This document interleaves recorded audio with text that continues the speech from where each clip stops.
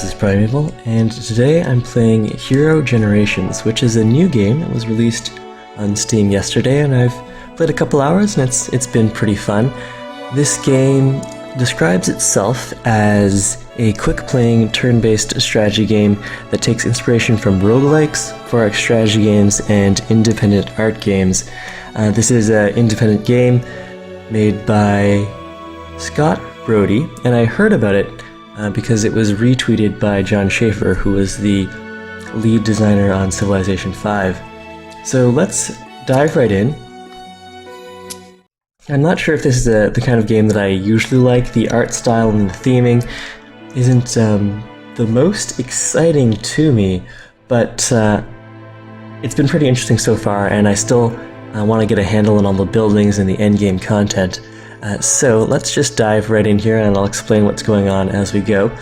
So far, the only objective that I've found is to try to score the most fame in a generation. There might be an endgame boss or something like that, but I think that just gets you even more fame. So maybe a little I wouldn't say sandboxy, but certainly there's not a clear level progression to follow, at least not that I've seen. So there are different quests which can get you big boosts in fame. So for example here, we've got a quest to kill a boss and to build a monument. So let's start walking around. There's this grid-based map. You can explore forests to gain fame or gold. And then there's the impassable water tiles.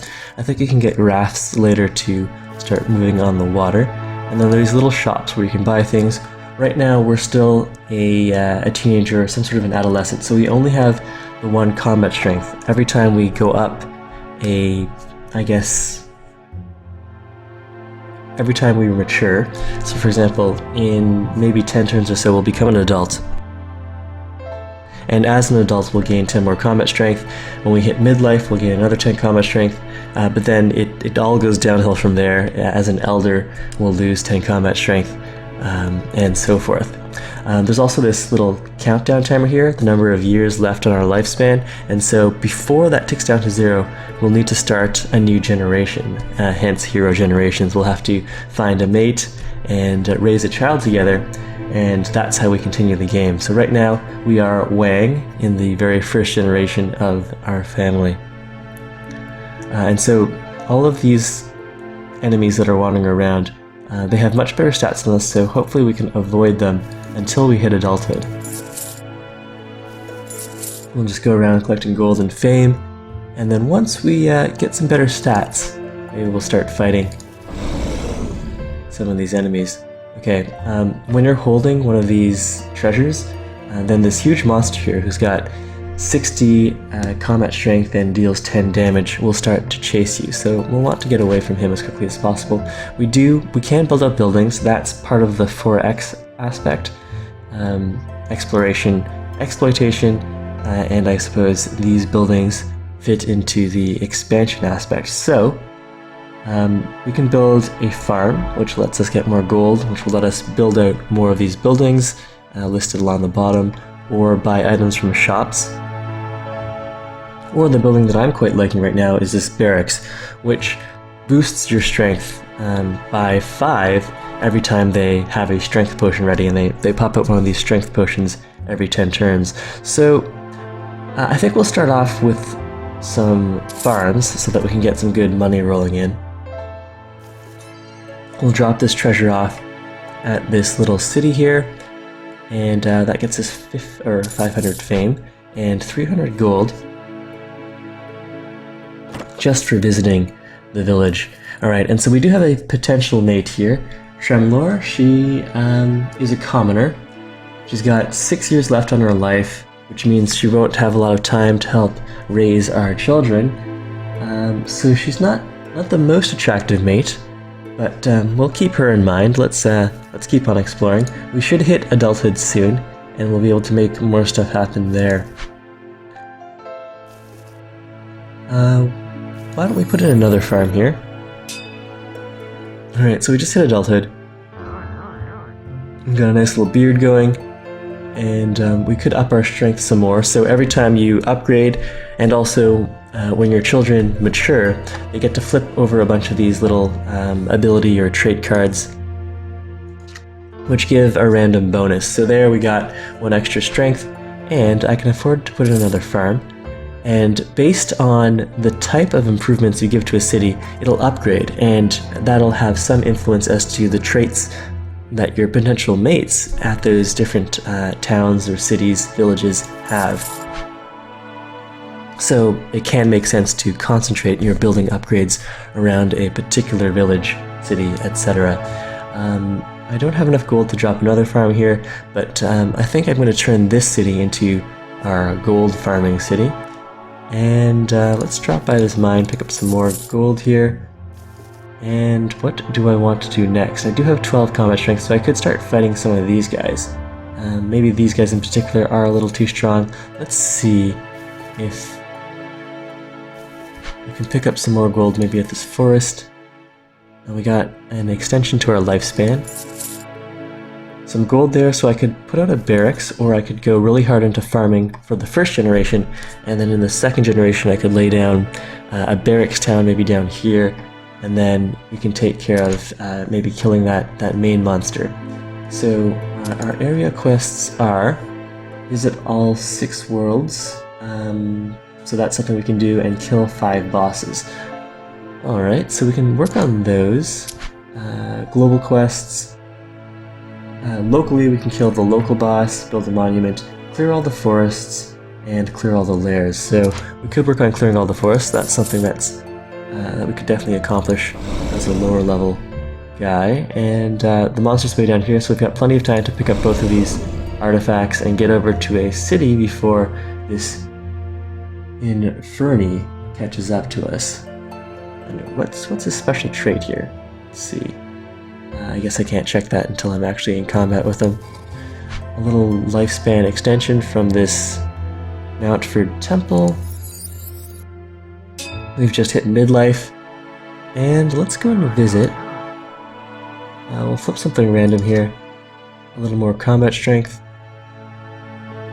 Let's go and visit this hamlet and see who our potential mates here are. We'll also go and drop off the 2 ancient treasures, collect a little more fame, and have a look at who's in Mountford.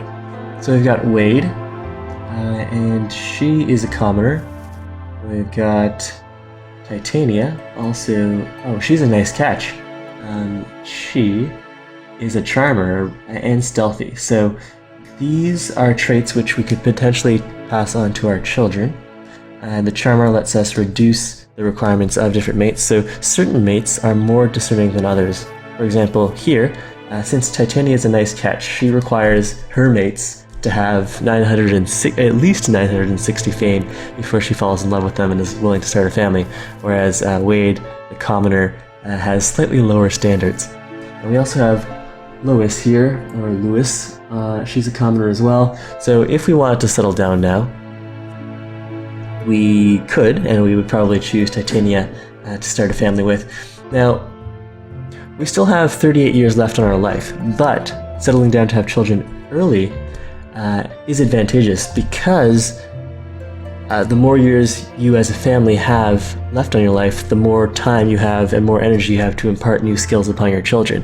And so if I started a family right now, I'd be able to flip over more trait cards for the second generation. And maybe I'll do that right now. It's either that or go and set up a barracks city. Let's start a family with Titania. She seems like a nice lady.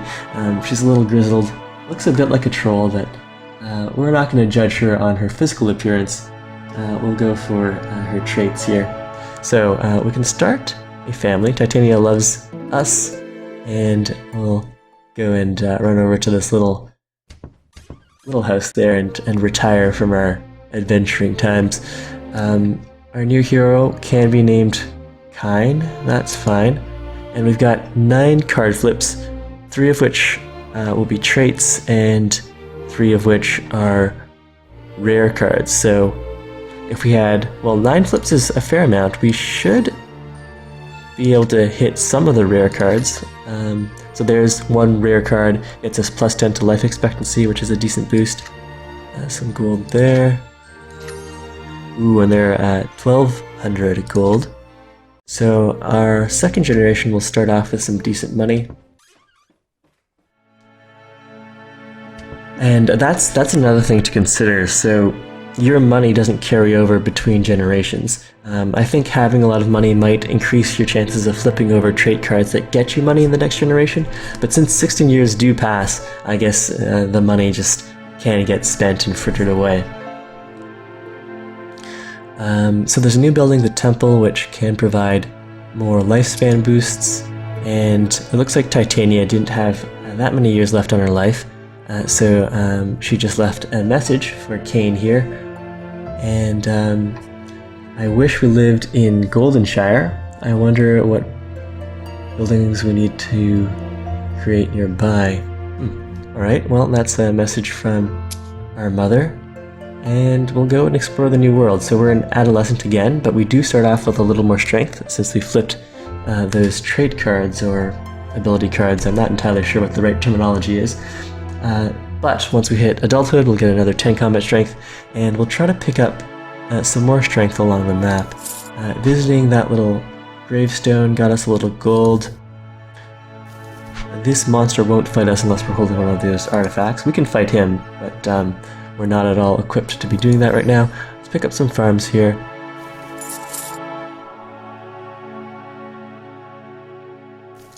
And we'll keep picking this stuff up. Silly Pseudonym says, we obviously haven't seen the rates, hourly or monthly rates for the My Little Monster Hunter daycare. Yes, that could really burn through our gold values. Then again, I'm pretty sure that these adventurers retire to a nice quiet life to raise their children, so maybe daycare is not necessary, but there are all sorts of other surprise fees that can pop up while you're living your life. Okay, so will we be able to make it to the village before this Inferni catches up to us? Yes, we will, so we'll drop those off, collect our fame, and not have to worry about this monster who, you can see this little speech bubble. He really wants those ancient artifacts, but we've ditched those, so he shouldn't be chasing us anymore. Oh yes, and let's read about the trait that we got. The Haggler earns extra gold when selling items at the trader shop. So I don't think we've come across a trader shop yet, so probably not going to be the most relevant of traits. We can replace them later if we come across some better traits, but let's drop by our gold farming town and pick up all that gold.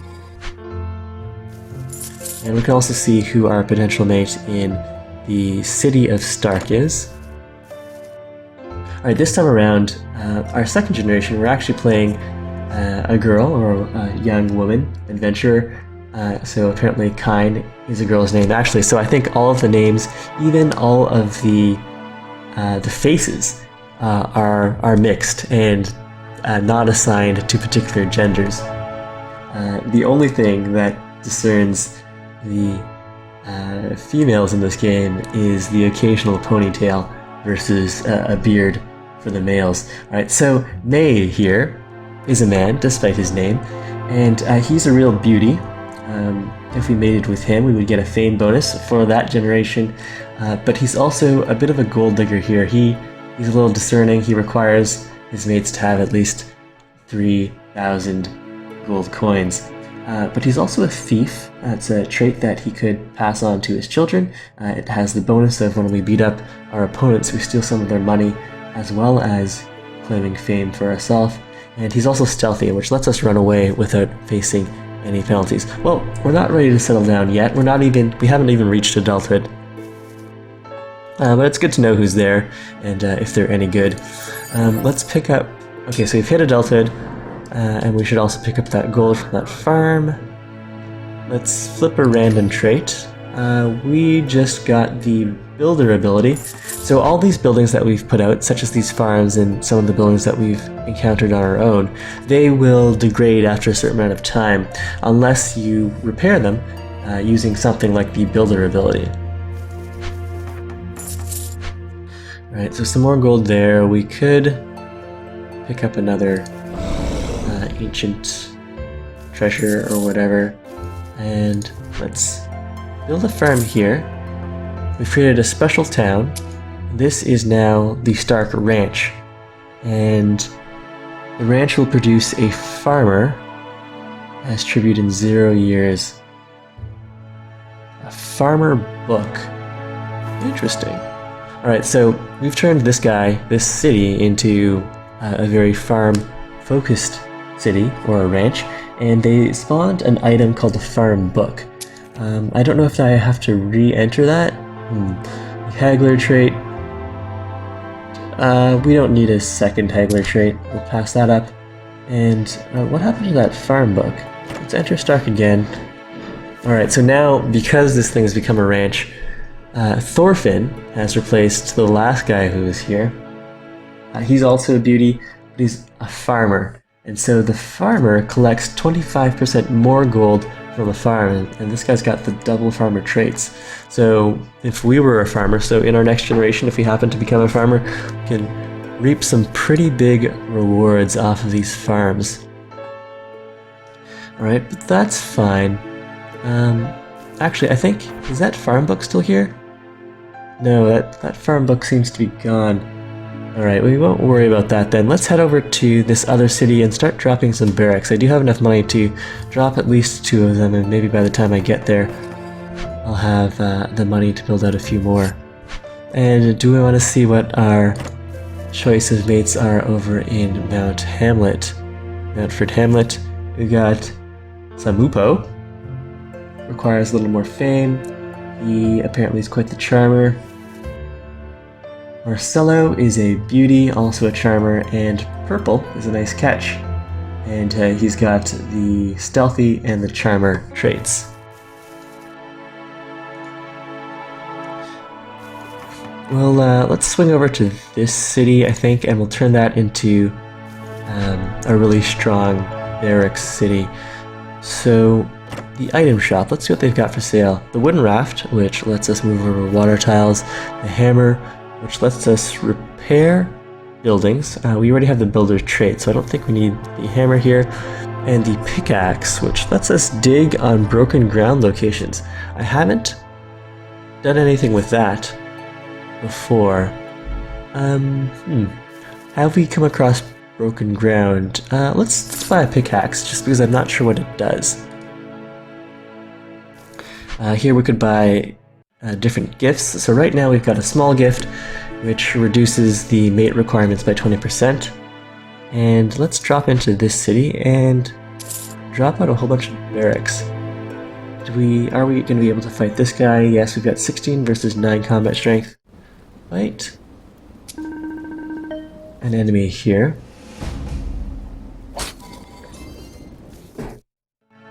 So how the combat strength works is you roll a die between 0 and your combat strength, and as does your opponent. Whoever has the higher number wins combat and deals damage equal to the whatever this triple claw symbol is supposed to represent, or is called. Well, it's the damage dealt, but it might have a special in-game name. Alright, so now we've hit midlife. We now have 26 combat damage. We can definitely get into some nice fights.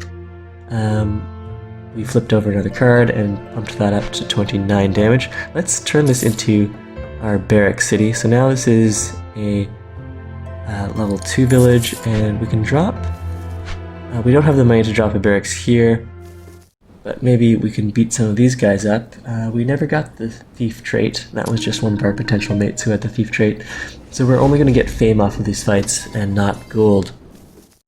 Ooh, we killed that guy quite easily. We dropped by... there was a forest and a chest there, so we're just 50 away from dropping another barracks. Let's see, we do have this pickaxe. I think this is broken ground. We found nothing there, digging with the pickaxe. We can swing by... Alright, so 100 gold here. Let's pick up the gold here. We'll beat up this guy at 29 strength. I don't think we should be taking on this monster yet, but in our 3rd generation, we'll raise him at the barracks town, or her. We'll pick up a whole bunch of the strength potions from those barracks, and then maybe in our 3rd generation we'll try taking on the Inferni. So let's go and attack this guy here. Ah, he has the warrior ability, which gives him a 25% boost to strength. So his base strength is 16, but with the warrior ability, that's 20. We still have better die rolls, but he got lucky there. His 12 beats our 8.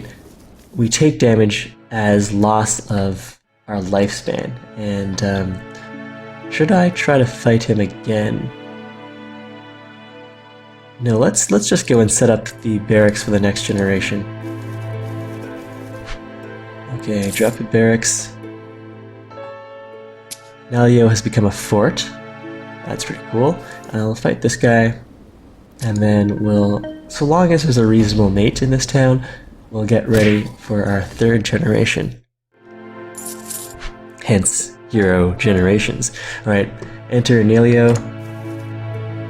And who do we have here? Ralph. He's a real beauty.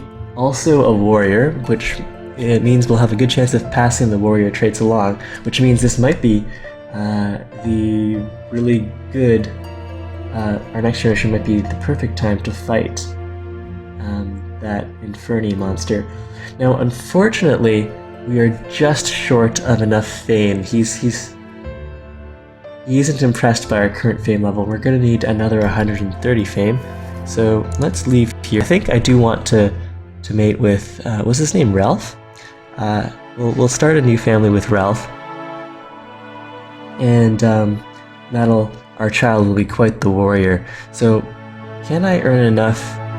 I'll probably have to fight some of these guys instead. I don't think this guy gets me enough fame to impress Ralph. Let's swing over this way, beat this guy up.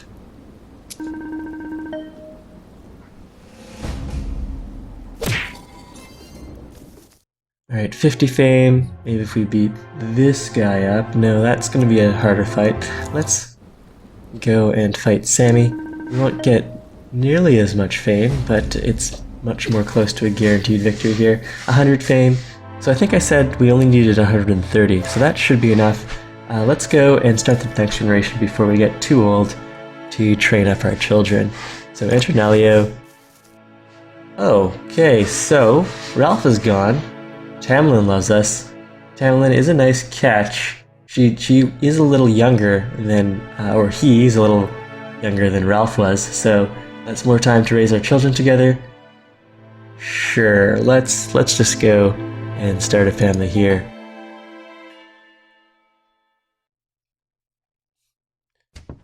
Raising the next generation in Fort Nalo. This guy's name is Daniel, but that is no indication of their gender in this game anyways. So some gold, some combat damage if we're planning to fight that Inferni. We want some more combat damage for sure. We haven't flipped any rare cards yet, which is a bit of a shame. Okay, so we got the warrior trait, which is nice. So there's one rare. We'll be doing a lot of combat damage. Ooh, there's another rare card, excellent. Plus 7 strength and plus 10 lifespan. So we flipped all of the rare cards there, which was a nice spot of luck.